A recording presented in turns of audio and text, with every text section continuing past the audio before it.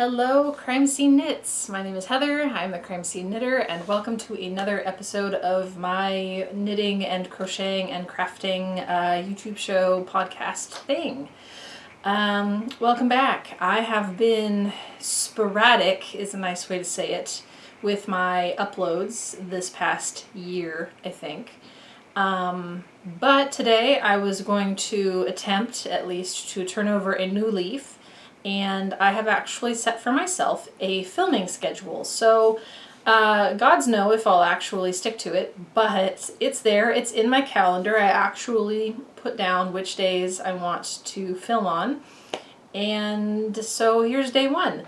I had kind of just a rough sort of idea of what I wanted to talk about. And in the future, my goal is to plan ahead a little bit in terms of what sort of crafting topics I'm going to talk about or what I'm going to show you guys with my own crafting. But today it's mostly just going to be a catch-up of the crafting that I have been engaged in these past few weeks, and also my sort of looking ahead to the future, the near future, not the way out there future, about what I want to knit next or crochet. So first things first, I am wearing my finished object, which I am absolutely in love with, and I will step back here a little bit. So this outfit is just like doing it for me. I love the color. I love the way it fits. I found the color work charts on Pinterest and kind of just added them to the pattern. So I've got snails and sort of just a little, sort of looks like leaves motif and cat hair everywhere as a rule. So yeah. Oh, that was very close to my face. Hello. This is too close. This is too close. And that muttering you hear in the background is my husband. He works from home. And yeah. That's it. So this is made from yarn I purchased from the McKinney Knittery. And I do, as a matter of fact, have a Ravelry page for this project, which I will pull up right now to tell you what yarn that I used. And let's see if I can get centered again. Yeah, close enough. Taylor. Sorry, that's my cat. Oh, here we go. Cottagecore vest. So this project is actually called Peter Easy by Barocco Design Team. It's a free pattern on the Barocco website. I made the smallest size. I did make some accommodations for size because this is originally a men's pattern. Okay, so here's the yarn. Di Rerum Natura Gilead in Printemps, that's the green color, and then Di Rerum Natura Ulysses in Merlot, and that's the contrast color. I did also use some yarn from my stash for the kind of the purple, and that was this yarn actually, Letilope, because this yarn, the Ulysses and the Gilead, were so woolly. I thought that this would go well with it and sort of blend in terms of texture, and it did. I was right. I absolutely love this. My favorite thing now is to wear this vest over dresses and with skirts and things, and just, I feel so cool. I feel very cool. I just need to see, my cat knocked over something. And, oh, okay. It's just, it's fine. Those of you who have cats will understand. Okay, so that's my finished object. And I was really, really proud of myself for this finished object, because if I look at the time started versus time finished, so September 21st to October 14th, that is lightning speed for me to finish a project from purchase through to, you know, blocked, ends are woven in, and I'm wearing it. That's just a phenomenal pace of knitting for me. And I think it helped that this was a smaller project. You know, it wasn't a sweater where there was full-on sleeves, but Yeah, I'm so thrilled. I'm so pleased with myself. And so in the spirit of that, I really wanted to continue my practice of finding my UFOs and finishing them and starting projects that I had purchased the yarn for and trying not to let the yarn sort of marinate for too long. So I did go through my UFO pile, deep UFO pile. It's getting smaller and smaller every day, and I made some critical decisions. Firstly, I have decided to cut the yarn and donate that really big fuzzy velour velvet blanket that I have because I hated it so much. So I rescued the yarn that I wanted to rescue, and the rest of it is just cut, tied off, no ends are woven in, and it's gone to Goodwill. And if somebody wants it for their dog, great. Someone wants to scalp the yarn and make something else, awesome. I just needed to wash my hands of it. So that's one project down. The next thing that I did is I went into my UFO pile and I pulled out some yarn that I had balled up but had not started for socks from one of my favorite dyers, Blue Mule. This was a sock set, and it was Extra Fine Lone Star Leprechaun and Glam Pearl Heart. This was her Superwash Merino and Stellina, and then Merino and Mulberry Sulk for the main color. And I took them from balls. They had been, balls of yarn for 4 years, I think. And I have completed a sock, so yay. And this can be, let me get my hair all pretty. There we go, there's my cover photo, hopefully. But yeah, this color, I just love the way that she does color. And I did sort of make it fancy. I faded the toe color and the heel color a little bit, just to kind of give it a little something extra. And then I've got, the top is that color as well. And I love this main color. I love how it plays with the darker and the lighter, the browns, the greens. Phenomenal. I have started the second sock, so no second sock syndrome, knock on wood, if I can reach it. And so here's the toe. I've finished increases. I've started the body of the toe, the body of the sock. And I'm hoping to have this done this week. And that will be one more thing that is a completed project, not in my UFO pile anymore. And I'm kicking myself because this yarn is so beautiful and I just had it sitting. It seems like such a terrible waste, but I'm glad I got to it now. So that's another, I guess that's a half finished project that I've been working on. So yeah, and this is just a vanilla. So the pattern, it's just a vanilla toe up sock pattern. I do Judy's Magic cast on. I do a fish lips kiss heel, and then the rest is just, I have a little 1x1 ribbing up here, and that's it. It's nothing special. I figured I was kind of holding on to that yarn because I thought I wanted to do a really fancy pattern with like cables or color work or something, but looking at the variation in the yarn, it occurred to me that the pattern would not be super visible and it would make sense to just do a vanilla sock so that the color can talk and, we don't need extra. So, yes, okay. So that, and then I have also been working on my asymmetrical shawl obsession. This color is something. I'm going to look it up. I'm so good now about Ravelry, so I can just, here we go. I can just pull it up and see what color. Bow Truckle. Okay. So this is one of the newer Lion Brand mandala colors called Bow Truckle. So I'm just about halfway, I think. Halfway there. Maybe a little bit less. This is what I've got left. It's not Bow Truckle colored particularly because I think the Bow Truckle is the little green plant animal from, what's it called? It'll come to me. Fantastic Beasts. Yeah, so I don't know why, but they do this sometimes. Sometimes they have a color and they name it after something and the color is not really indicative of what it was named after. So that is working. That's kind of my traveling, it lives in my purse, popcorn knitting project. So I'm not really in a terrible rush to get that one done. I'll probably have that one for a while.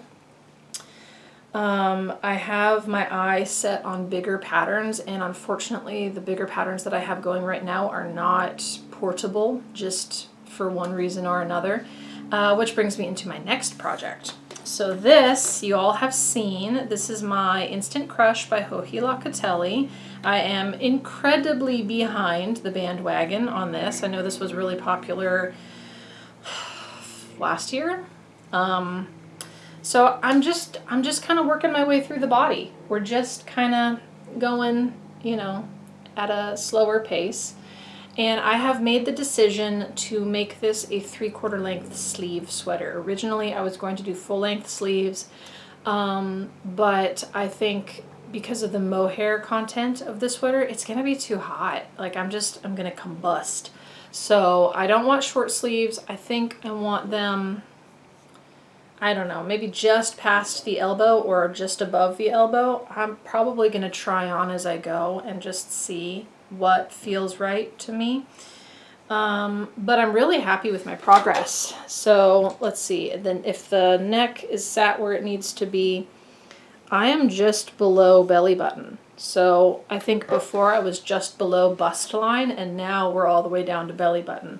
So that's good news. The yarn is beautiful. It's heavenly soft. I'm really excited to wear it. I think there will maybe be 2 days this year in Texas that it's cold enough I can wear it without starting a fire. So that's coming right along. And I do have other projects that are sort of being worked on. I haven't touched them since we spoke last, so I'm going to leave them napping in their respective areas. But I did want to talk a little bit about plans for a future knit. So this will wind up being a shorter episode, I think. But as opposed to just inundating you guys with everything that I have planned for the future, I've decided to just do the thing that's sort of on the horizon most. I have 2 patterns, one of them less exciting to dream about than the other. But I did purchase this Fangirl fiber yarn from Fiberfest this year. It has got neps, or nups, whatever, the little tweedy things, and it has stellina, so it sparkles as well. I got 3 colors. I got 2 of the green, and then I have 1 each of the other 2, the purple and the blue. And it was sort of important to me to come up immediately with a pattern to make out of these, because I don't want them to sit in the stash that long. I want to work up the stuff that I just bought. I want to get that moved out, and then I want to start digging into my lower levels of stash, particularly in the cooler months this year, just because I know that I've got big purchasing events that sort of come up, and as good as I desperately want to be, I know myself, and I know that I'm going to buy more yarn, and I've got the stash bust challenge that I've been doing this year, which I have not been super successful at. I've been maybe moderately successful at it. All of that to say, for this yarn, I've chosen a pattern that I think is really going to be fun. It is called Spring in LA by Paige Zelasco, published in Wool and Water Knits. And this is a photo of it, so I'm going to try to, let's see if I can turn that off and maybe be less clear. Okay, so that's the pattern. So it's a solid sort of trunk, I guess, body, and then it's got a different color for the sleeves, and then color work at the base of what is a balloon sleeve. So it really, really increases a lot, and then you decrease super fast and you make the cuff for the sleeve. I was really taken by that. So my thoughts are, this is the body, and then, you know, maybe this is where I get bogged down. So maybe this is a sleeve, but I don't know if 1 skein is enough for 2 sleeve. Probably not with the balloon. And then maybe this is color work.